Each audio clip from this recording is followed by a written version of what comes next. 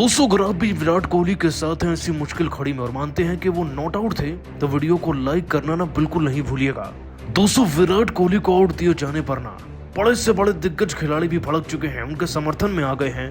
किसने क्या कुछ कहा हर एक के बयान का वीडियो आपको दिखाएंगे, लेकिन उससे पहले आप सभी का क्या मानना है, विराट कोहली आउट थे या नहीं, नीचे कमेंट कर हमें जरूर बताइएगा। दोस्तों आईपीएल 2024 का 36वां मुकाबला कोलकाता और आरसीबी की टीम के बीच में ईडन गार्डन्स के मैदान में खेला गया। मैच में दोस्तों इससे पहले कि आंकड़ों पर जाएं, आपको बता दें कि पहले बैटिंग करते हुए कोलकाता की टीम की तरफ से एक बार फिर से बड़ा स्कोर देखने को मिला। 50 रन अय्यर के थे, 27 रसल के, 24 रिंकू सिंह के, रमनदीप के 24, यानी कि कुल मिला के एक कलेक्टिव एफर्ट के चलते ये टीम 222 पर पहुंच गई और आरसीबी को 223 का टारगेट मिला, जो कि एक बड़ा टारगेट मालूम पड़ता है। अब इसे चेस करने के लिए दोस्तों विराट कोहली ने इतनी ताबड़तोड़ शुरुआत करी थी कि वो नो लुक 6 तक जड़ रहे थे हर्षित राणा को, जिनको तो आप जानते ही होंगे। विराट की शुरुआत ऐसी थी कि वो 7 बॉल में 18 रन जड़ चुके थे और उनको देखकर डुप्लेसिस को भी जोश आ रहा था, जिसके चलते ऐसा लग रहा था कि अब आरसीबी की टीम को जीतने से कोई नहीं रोक सकता। लेकिन पारी के तीसरे ओवर में कुछ ऐसा हो गया कि देखकर हर कोई दंग था। दरअसल दोस्तों हर्षित राणा को फिर से बुलाया गया।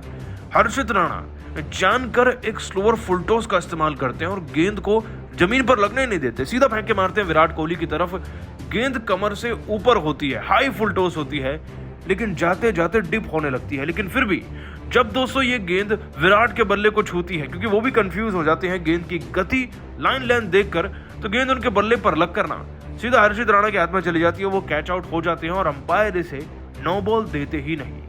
दोस्तों ये सब देखकर विराट कोहली बहुत ज्यादा चकित रह गए थे कि आखिरकार जब गेंद लग रही थी बल्ले पर तब वो कमर से ऊपर थी, क्योंकि शॉट तो उन्होंने खेला था, उनसे बेहतर कौन जानता है। खैर उन्होंने डीआरएस रिव्यू लिया और दोस्तों थर्ड अंपायर ने एक भी बार इस पर ज्यादा गौर फरमाया नहीं, बस एक ही बार रिप्ले किया और तुरंत से ही विराट कोहली को आउट करार दे दिया गया।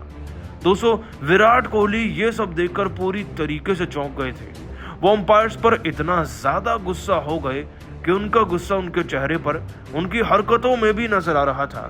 आपको बताएं दोस्तों कि विराट कोहली मैदान से बाहर जाना ही नहीं चाह रहे थे, क्योंकि इसमें विराट की गलती वाकई में नहीं थी। गलती थी तो अंपायर की सूझबूझ की, क्योंकि दोस्तों विराट कोहली साफ तौर पर एक नो बॉल पर आउट दिए गए हैं। इस बात को लेकर सोशल मीडिया पर तो कंट्रोवर्सी हो ही रही है और विराट का भड़कना भी जायज था। लेकिन दोस्तों विराट कोहली जो नॉट आउट थे उनको आउट दिया गया और उस पर ना बड़े से बड़े खिलाड़ी भी भड़क चुके हैं। विराट कोहली के बाद दोस्तों रोहित शर्मा, ग्लेन मैक्सवेल, यहाँ तक कि क्रिस गेल और एमएस धोनी तक ने विराट कोहली का बीच बचाव करते हुए क्या क्या अपने बयान में कहा है, चलिए आपको उनका बयान दिखाते हैं। सबसे पहले दोस्तों आपको बता दें कि रोहित शर्मा का कहना था, देखिए मैदान में टेक्नोलॉजी आई है, अच्छी बात है, लेकिन क्या अंपायर सारी कैलकुलेशन खुद कर सकते हैं? इसका जवाब ना ही रहेगा आगे चलकर भी, क्योंकि जिस हिसाब से गेंद डिप हो रही थी वो भले ही लग रहा था कि वेस्ट के नीचे चली जाएगी, लेकिन गई तो नहीं ना। विराट ने जो शॉट खेला वो वेस्ट के ऊपर था और उसे नेक डाई से देखा जा सकता था, फिर उन्हें आउट क्यों दिया गया? 1 रन आरसीबी को मैच जिता सकता था, इसकी जांच होनी चाहिए और अंपायर के खिलाफ एक्शन भी। तो वह दोस्तों एमएस धोनी ने भी कहा, क्रिकेट के नियम जरूर बदले हैं, लेकिन क्या खेल की परिभाषा को भी बदल देना चाहिए? अब अंपायर भी अगर एक ही टीम को जिताने में लग जाएंगे और बिल्कुल एक तरफा अंपायरिंग करेंगे ताकि कोलकाता जीत जाए, तो भला आरसीबी जीतेगी कैसे? 1 रन की महत्वता हमें इस मैच से पता चली है। अंपायर की एक गलती, उस नो बॉल पर मिला 1 रन आरसीबी को जिता सकता था, लेकिन उस भूल के चलते आरसीबी हारा है। अंपायर पे कड़ा एक्शन होना चाहिए। तो वही दोस्तों ग्लेन मैक्सवेल ने भी लिखा, विराट कोहली के साथ ही हर बार ऐसा क्यों होता है? क्यों ज्यादा बड़े गलत फैसले उनके खिलाफ लिए जाते हैं? उन्हें उकसाया जाता है कि वो मैदान में कुछ ऐसी हरकत कर जाएं जिससे कि उनका गलत इमेज बन जाए। आज साफ तौर पर सबको दिख रहा था कि वो नॉट आउट है, तो उन्हें आउट दे दिया गया। अगर ऐसे ही मैच जीतने हैं तो नहीं खेलना हमें ये आईपीएल, आप ही ट्रॉफी लेकर किसी और टीम को दे दीजिए। इस तरीके से खेलना एक अनफेयर खेलना है। तो वहीं दोस्तों विराट कोहली के सबसे क्लोज मित्र एबी डिविलियर्स ने भी लिखा, विराट के साथ जो भी मैदान में हुआ वो ठीक नहीं था। अंपायर की एक भूल चूक के चलते आरसीबी मैच हार गया। दिल से बुरा लग रहा है, लेकिन क्या कर सकते हैं, तानाशाही अंपायर्स की चलेगी तो ऐसे ही।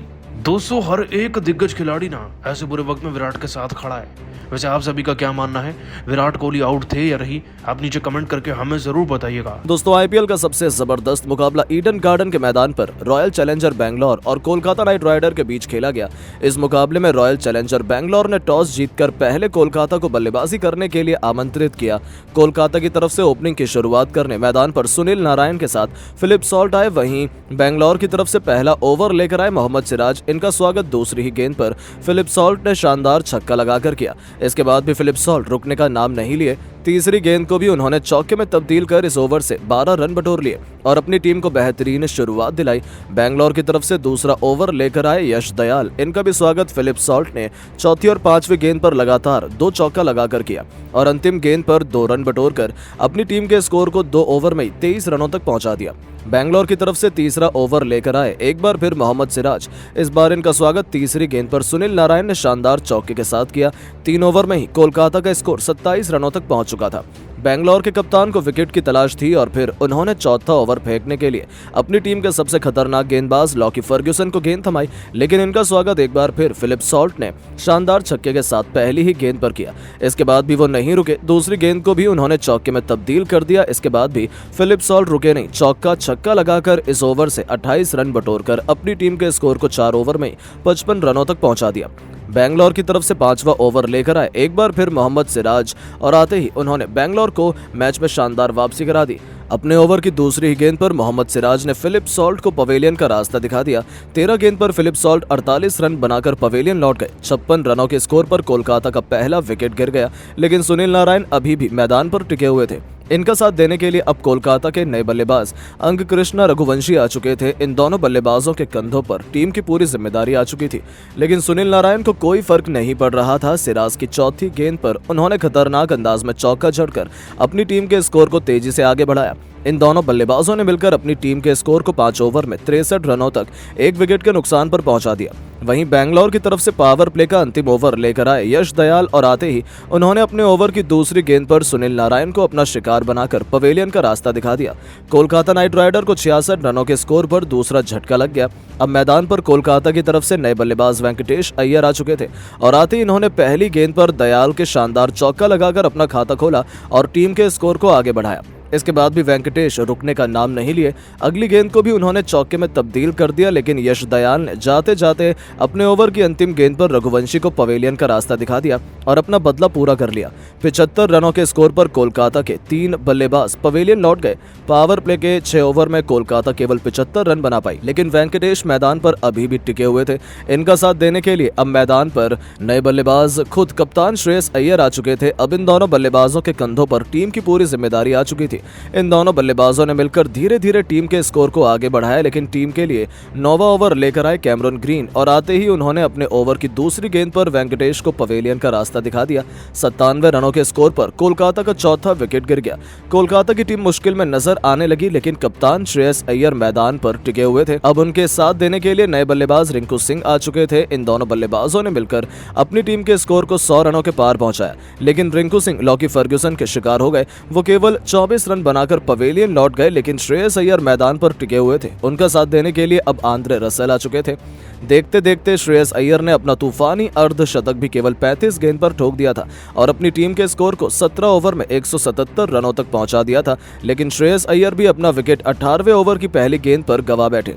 179 रनों के स्कोर पर कोलकाता को छठा झटका लग गया। अब मैदान पर नए बल्लेबाज रमनदीप आ चुके थे। बेहतरीन बल्लेबाजी का नजारा दिखा रहे थे। आंद्रे रसेल का भी बल्ला रुकने का नाम नहीं ले रहा था। इन दोनों बल्लेबाजों ने मिलकर अपनी टीम के स्कोर को 200 रनों के पार पहुंचा दिया। इसके बाद भी दोनों खिलाड़ियों का बल्ला रुका नहीं। अंतिम ओवर में 16 रन बटोरकर अपनी टीम को 20 ओवर में 222 रनों तक पहुंचा दिया। इस लक्ष्य का पीछा करने उतरी बैंगलोर की टीम ओपनिंग करने मैदान पर आए विराट कोहली के साथ कप्तान फाफ डु प्लेसिस। वहीं कोलकाता की तरफ से पहले ओवर लेकर आए हर्षित राणा। इनका स्वागत विराट कोहली ने पहली गेंद पर शानदार चौका लगाकर किया और अपनी टीम का खाता खोला। कोहली का बल्ला रुकने का नाम नहीं लिया। ओवर की अंतिम गेंद पर शानदार छक्का लगाकर अपनी टीम के स्कोर को पहले ही ओवर में 12 रनों तक पहुंचा दिया। कोलकाता के लिए दूसरा ओवर लेकर आए मिचेल स्टार्क। इनका भी स्वागत विराट कोहली ने शानदार छक्के के साथ किया और अपनी टीम के स्कोर को तेजी से आगे बढ़ाने की पूरी कोशिश की। वहीं फाफ डु प्लेसिस ने भी अंतिम गेंद पर शानदार चौका लगाकर अपनी टीम के स्कोर को 2 ओवर में 27 रनों तक पहुंचा दिया।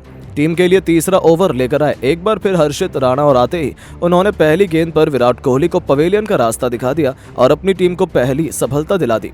विराट कोहली अपनी टीम के लिए केवल 18 रन बनाकर पवेलियन लौट गए। अब मैदान पर नए बल्लेबाज विल जैक आ चुके थे और आते ही उन्होंने शानदार छक्का लगाकर अपना खाता खोला और टीम के स्कोर को आगे बढ़ाया।